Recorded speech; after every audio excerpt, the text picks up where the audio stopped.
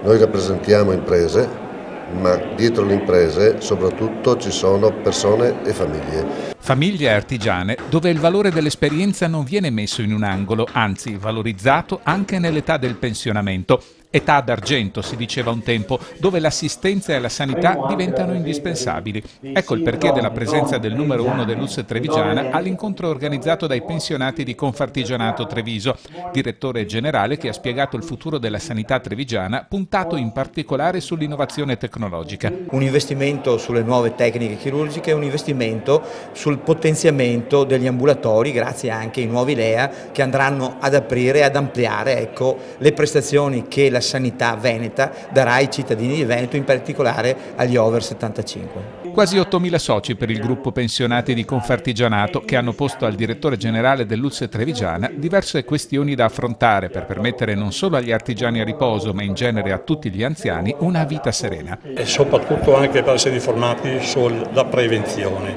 perché la prevenzione e una buona sanità sono il cardine per poter affrontare noi una vecchiaia serena.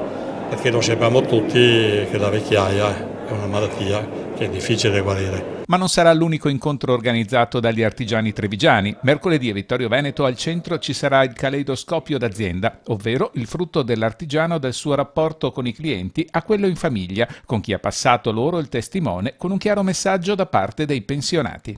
Ricordare attraverso i nostri pensionati che c'è stata una storia di persone che hanno contribuito a produrre ricchezza, ma c'è stata una storia anche di persone che quando hanno creato Confartigianato il loro primo scopo era la tutela delle persone.